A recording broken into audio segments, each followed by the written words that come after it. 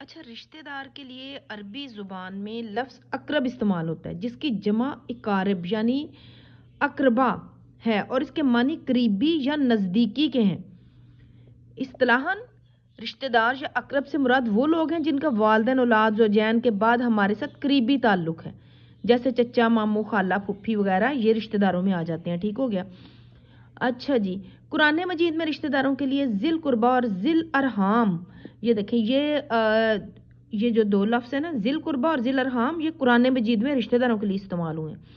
اچھا، رشتہ داروں کے اب ہم باہمی حقوق پڑھتے ہیں، تو رشتہ داروں کے باہمی حقوق میں سب سے پہلے آ جاتا ہے حسن سلوک۔ مسلمانوں کے لیے ضروری ہے کہ وہ اپنے رشتہ داروں کے ساتھ حسن سلوک کے ساتھ پیش آئے۔ ٹھیک ہے، ان کے ساتھ شفقت مہربانی کا برتاؤ کرے، ہر موقع پر ان کی خیر خواہی کرے، اور قرآن مجید میں اس کے بارے میں اللہ تعالیٰ کا فرمان ہے کہ وہ بالوالدین احسانا وذی القربہ، یعنی والدین اور رشتہ داروں کے ساتھ حسن سلوک کرو، بالوالدین والدین احسان کرو، ذی القربہ اور رشتہ داروں کے ساتھ۔ ٹھیک ہو گیا؟ رسول پاک صلی اللہ علیہ وسلم نے بھی رشتہ داروں کے ساتھ حسن سلوک کی تلقین فرمائی۔ اب حدیث کا حوالہ آ گیا، قرآن کے حوالے سے یہ ہو گیا۔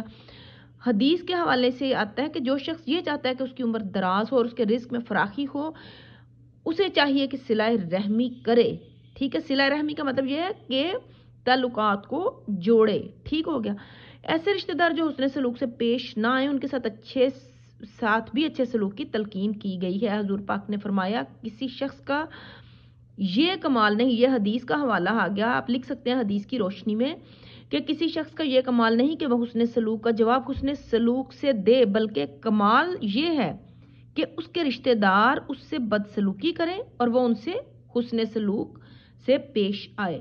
یہ ہو گیا پہلا پوائنٹ۔ دوسرے میں آ جاتا ہے رشتہ داروں کی کیا کرنی چاہیے؟ مالی امداد اور اعانت، ان کی مدد کرنی چاہیے۔ غریب اور نادار رشتہ داروں کو یہ حق ہے کہ ان کی مدد کی جائے۔ خاندان میں چند افراد ایسے بھی ہوتے ہیں جو اپنی ضروریات زندگی کو احسن طریقے سے پورا نہیں کر سکتے۔ ان کی جائز ضروریات کیا ہو سکتی ہیں؟ روٹی، کپڑا، مکان کو پورا کرنا۔ صاحب ثروت یعنی صاحب دولت، یعنی جن کے پاس دولت ہے، رشتہ داروں کی ذمہ داری ہے، وہ رشتہ دار جن کے پاس دولت ہے ان کی ذمہ داری ہے کہ اپنے غریب رشتہ داروں کی مدد کریں۔ قرآن پاک میں ارشاد ربانی ہے کہ کل ما انفقتم من خیر فللوالدین والاقربین، اے نبی فرما دیجئے کہ تم جو مال بھی خرچ کرو اور والدین کے لیے، وہ والدین کے لیے ہو۔ ٹھیک ہو گیا؟ کل ما انفقتم، انفق کا مطلب ہوتا ہے خرچ کرنا، من خیر بہتر ہے کہ جو، اے نبی فرما دیجئے کہ تم جو بھی مال خرچ کرو وہ والدین کے لیے ہو اور رشتہ داروں کے لیے ہو، اقربین۔ یہ سورۃ البقرہ کی آیت نمبر 215 ہے۔ اچھا، جو مال رشتہ داروں کی ضروریات پوری کرنے پر خرچ کیا جائے، اللہ کے ہاں اس کا اجر و ثواب بڑھ جاتا ہے، حضور پاک کا فرمان ہے۔ اب دیکھیں یہاں پر حدیث کا حوالہ آ گیا کہ رشتہ دار پر مال خرچ کرنے کا دوہرا اجر ہے، ایک صدقہ کا اور دوسرا رشتہ داری کا حق ادا کرنے کا۔ اس میں دیکھیے کہ ایک یہ قرآن پاک کا حوالہ ہو گیا، ٹھیک ہے، قرآن پاک کی روح سے، پھر یہ حدیث کی روح سے، ہر ایک پوائنٹ میں ایک قرآن اور ایک حدیث کا حوالہ موجود ہے۔ پھر پوائنٹ آ جاتا ہے، یہ پوائنٹس کے حساب سے لکھیں گے تو اس کے مارکس زیادہ اچھے ملیں گے۔ بک میں اصل میں پوائنٹس کے حساب سے نہیں، آپ بک سے بھی ایک دفعہ ریڈنگ کر لیجئے۔ یہ یہاں پر یہ ہے رشتہ داروں کے حقوق، تو اس میں ذرا پوائنٹس بنے ہوئے ہیں تو میں نے سوچا اسی سے آپ کو کروا دوں کہ نیکی کی تلقین۔ رشتہ داروں کا ایک حق یہ بھی ہے کہ ان کو تلقین کی جائے کہ قرآن مجید میں ہے کہ وَأَنذِرْ عَشِيرَتَكَ الْأَقْرَبِينَ، عشیرتک الاقربین، اپنے گھر والوں کو اللہ کا ڈر سنائیے۔ حضور پاک صلی اللہ علیہ وسلم نے جب دعوت و تبلیغ کا آغاز کیا تو سب سے پہلے اپنے گھر والوں کو دین کی دعوت دی۔ قرآن مجید میں ایمان والوں کو یہ تاکید کی گئی ہے کہ یا ایھا الذین آمنوا قوا انفسکم واہلکم نارا،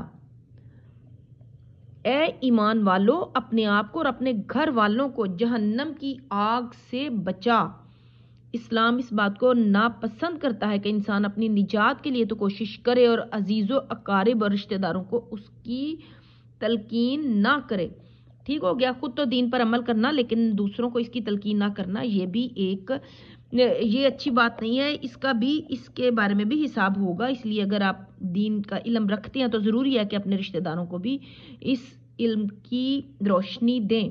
خوشی اور غمی میں شرکت۔ خوشی اور غمی زندگی کے لازمی اجزاء ہیں، ایک مسلمان کا فرض ہے کہ وہ اپنے رشتہ داروں کی خوشی اور غمی میں شرکت کرے، وہ ایک دوسرے کی خوشیوں پر حسد کی بجائے رشک کریں۔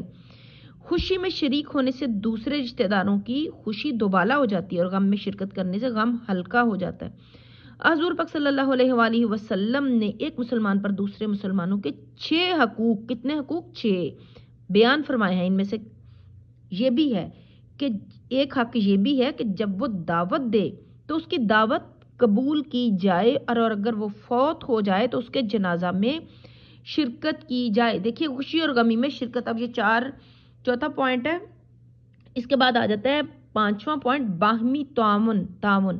رشتہ داروں کے ساتھ تعاون کرنا، ان کے مسائل کو حل کرنا، مصیبت کے وقت ان کے کام آنا، غریب و نادار رشتہ داروں کی کفالت کرنا، یعنی ان کے جو ہے ذمہ داریوں کو اٹھانا، ان کے کھانے پینے کا سارا انتظام کرنا، یہ سب رشتہ داروں کے لیے لازمی ہے۔ اگر کوئی رشتہ دار بیمار ہو تو اس کی عیادت کی جائے، ہر دکھ درد اور مصیبت میں ان کی روحانی و اخلاقی اور مالی مدد کی جائے، اور ان کے ساتھ اظہار محبت یا اظہار ہمدردی کیا جائے۔ حضور پاک صلی اللہ علیہ وسلم کا فرمان ہے، قطع رحمی کرنے والا جنت میں داخل نہیں ہوگا۔ قطع رحمی یعنی قطع کرنا، کاٹنا، رحمی رشتوں کو کاٹ دینا، جو رشتوں کو کاٹے گا وہ جنت میں داخل نہیں ہوگا، یہ حضور پاک صلی اللہ علیہ وسلم کا فرمان ہے۔ مسلمان رشتہ داروں کو چاہیے کہ وہ ایسے تعاون کی فضا پیدا کریں کہ جس سے وہ ایک دوسرے کے دکھ سکھ میں شریک ہو سکیں۔ اچھا جی، اب یہ آپ اچھے سے ان کو صرف ایک دفعہ سن لیں تو اس کو مزید لرن کرنے کی تو ضرورت نہیں ہے، بہت سمپل ہے۔ اچھا، تحائف کا تبادلہ۔ حضور پاک صلی اللہ علیہ وسلم کا فرمان ہے، ہدیہ دو محبت بڑھے گی، تحفہ دینے سے محبت بڑھتی ہے۔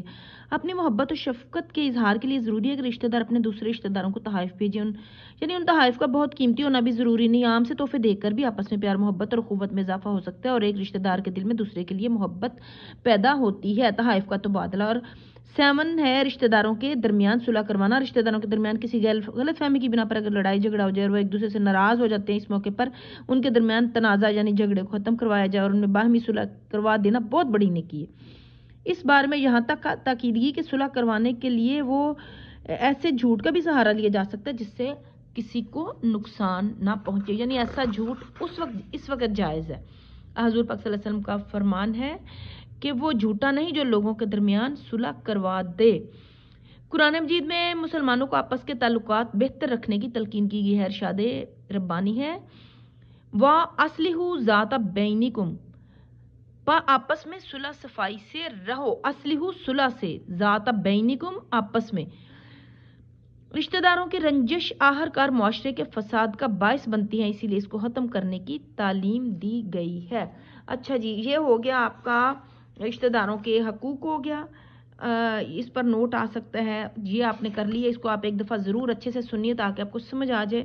اور اس میں اگر کوئی اور آیت کا حوالہ دینا چاہیں تو یہ بک سے بھی ایک آیت یہ بھی آپ دے سکتے ہیں کہ وَآتِ ذِی الْقُرْبَىٰ حَقَّهُ وَالْمِسْكِینَ وَابْنَ السَّبِیلِ، اور رشتہ داروں کو اس کا حق ادا کرو، یہ کہا گئی۔ اچھا جی، ایک اور ہے، لا يدخل الجنۃ قاطع، یعنی رشتہ داروں سے تعلق توڑنے والا جنت میں داخل نہیں ہوگا۔ ہر شخص اللہ تعالیٰ اور رسول پاک صلی اللہ علیہ وسلم کی ہدایت کے مطابق اپنے رشتہ داروں کے حقوق کا خیال رکھے تو معاشرہ بہت سی خرابیوں سے بچ سکتا ہے۔